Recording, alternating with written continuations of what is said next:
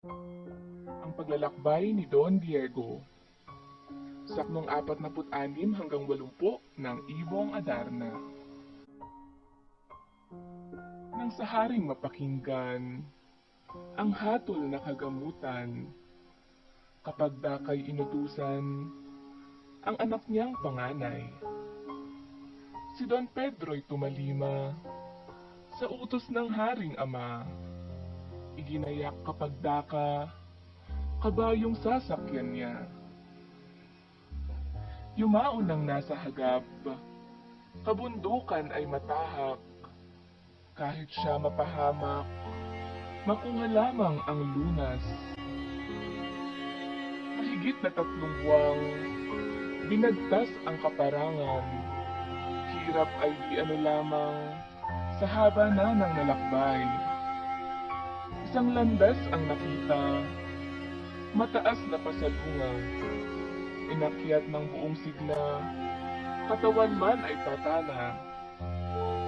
Sa masamang kapalaran, hindi sukat na asahan, nang sumapit sa ibabaw, kabayo niya'y namatay.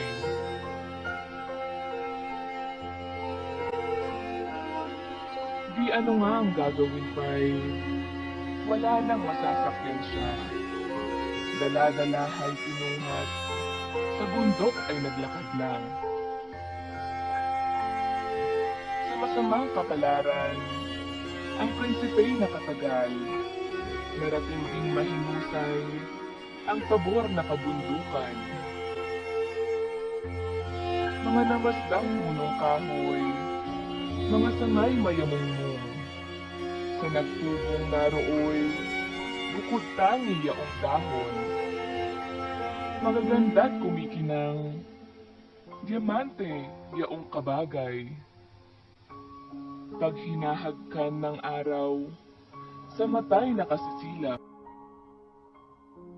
Sa kanyang pagkabighani, sa sarili ay niyaring, doon na muna lumalagi, nang ang pagod ay mapawi.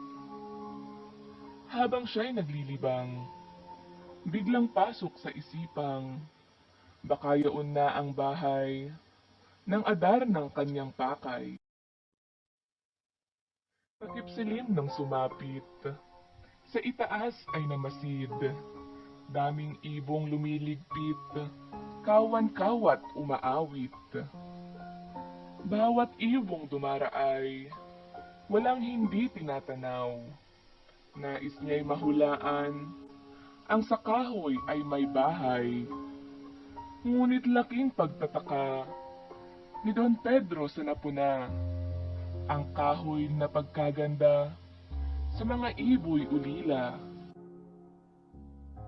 Walang isa mang dumapo, pagtapat ay lumayo.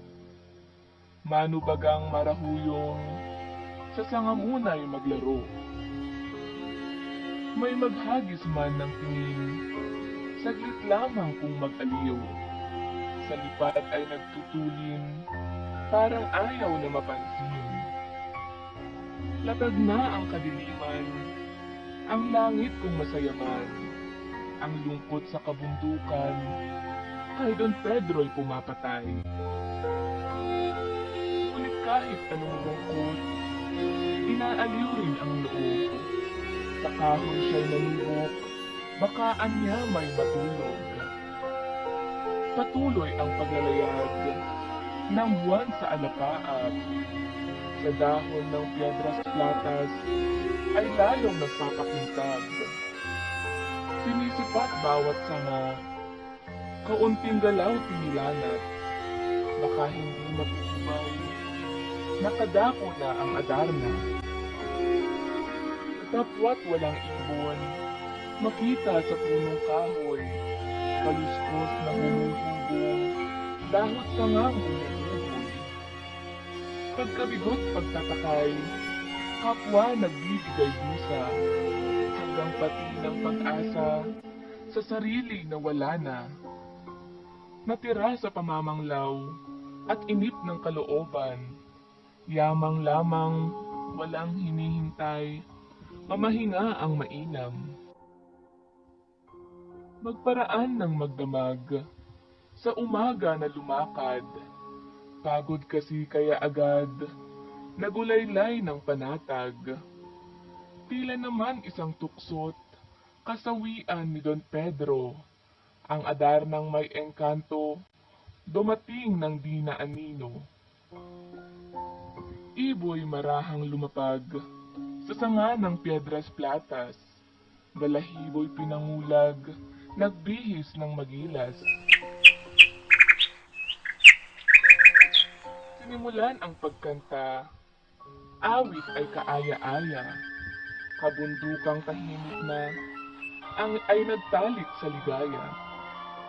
Liwanag sa punong kahoy, nag-aalimpuyong apoy. Mawisikang dahot usbong, nangagbiting mga parol. At lalo pang pinatamis, ang saadar ng pag-awit, bawat kantay isang bihis ng balahibong maritik. Itong kanta ang ginawat,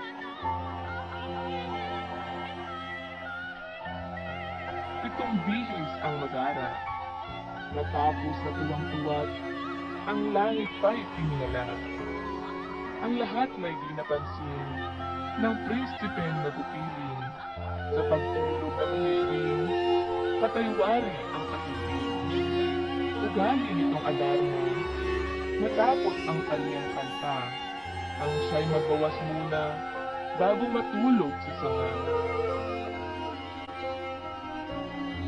Sa masamang kapalaran, si Don Pedro'y napatakan, biglang naging batong buhay sa punong kinasandalan.